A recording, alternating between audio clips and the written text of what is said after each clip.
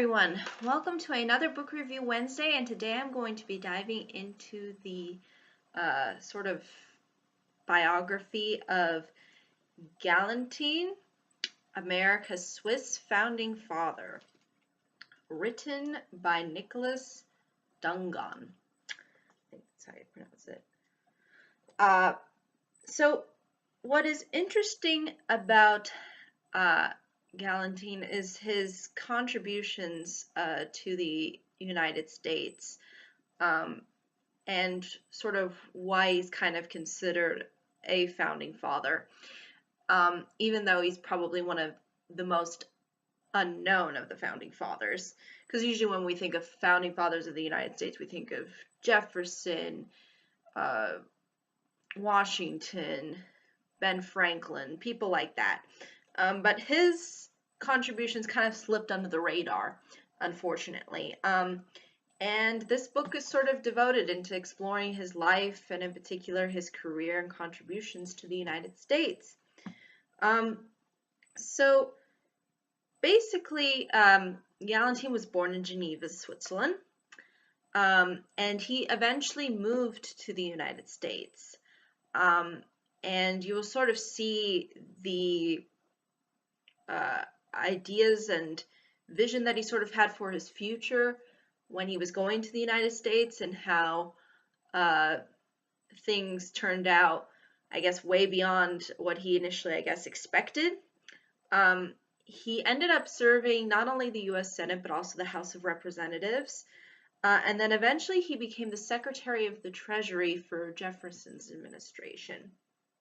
And it really highlights within the book how he really structured the budget fairly effectively for the United States as being the treasurer, and how he sort of used his kind of,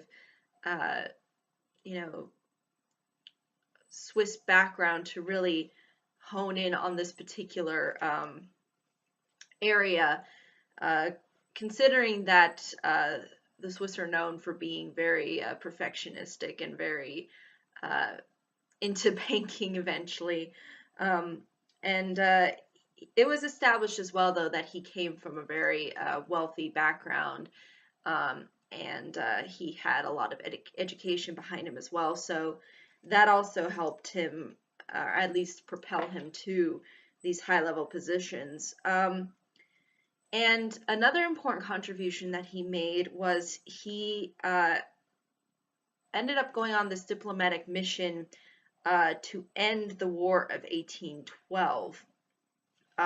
So in case some people are not familiar, I think even Americans kind of trip up the fact that we fought the British twice, once in the Revolutionary War and then afterwards in 1812.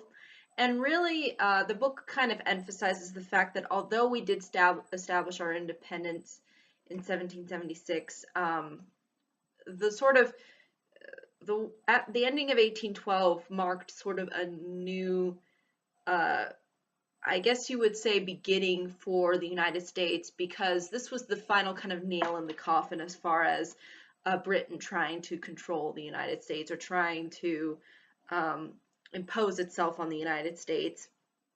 And the diplomatic mission sort of was to form a treaty, and eventually this treaty that Gallatin was a part of was called the Treaty of Ghent. And then after all of that, he eventually became a minister of both France and Great Britain. And you'll notice too how he eventually travels back to Europe at one point, and then eventually goes back to the United States and sort of settles back there too. So he's kind of been in and out. And I think this is definitely safe to say why this is, because he did really appreciate his heritage. I mean, he did have a lot of European qualities to him that sort of drew him to Europe, and he also really admired and appreciated the United States, and was really committed into doing his duties for the United States. Even though, like a lot of politicians, at least during the time, oftentimes you have to end up doing things that you're not usually expected to do, and all of these other things that eventually come up you sort of see how sometimes Gallatin ends up being kind of conflicted. Um, but basically, since he was under the administration of Jefferson, he was considered a Republican during the time. The parties are completely different now, at least as far as, I mean, the one issue kind of has remained the same over the years. It's one party's always been more government, one party's always been less government. Um, and he would technically be sort of an anti-federalist slash Republican, because he was against uh, the sort of real expansion of government that the Federalists were really for. And more so, the Federalists were for a more centralized government um, as well. And the Anti-Federalists were more pro-states' rights. And this is sort of, again, very similar to the politics that we see of today. And it's kind of the only really thing that's kind of sort of held up over the years, is that kind of look into what's exactly the role of the government. But basically, a lot of what was involved with his work as far as the Treasury was concerned is he thought more conservatively about the budget, and that meant not spending as much on certain things, and figuring out how to place the money, and so he was very, I guess, diligent in that sense of trying to not run into huge amounts of debt and whatnot. So that's ultimately, though, really what all the book covers. And again, you sort of get a little bit of a personal story too, as far as to who his family was. I mean, the book even starts years before he was even born, but kind of goes back to his sort of family roots.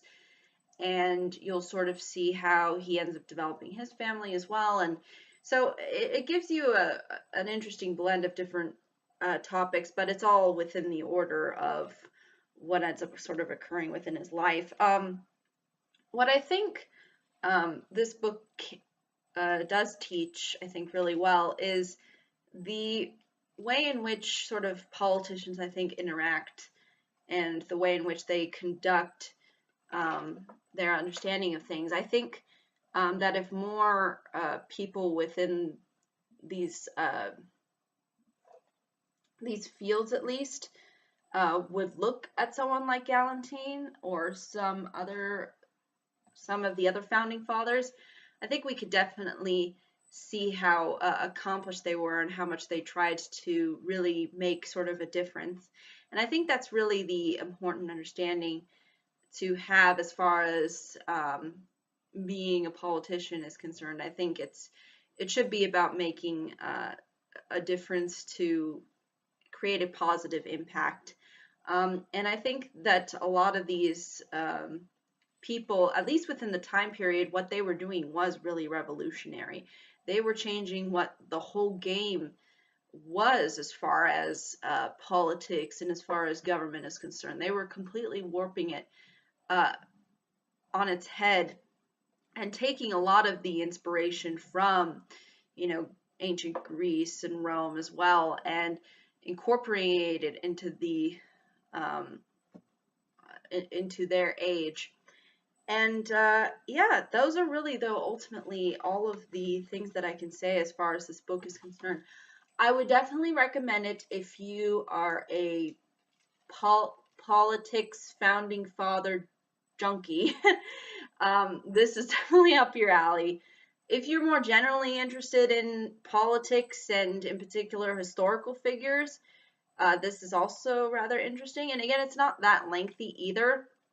And also, if you're looking something that's more based within facts and stuff like that, it's not really designed to be sort of a story, as it is more so just telling events and correspondence that Gallatin had throughout his life.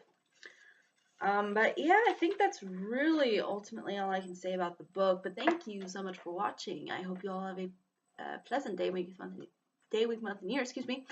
And feel free to let me know if you have any questions, comments, concerns. But until next time, everybody, bye-bye.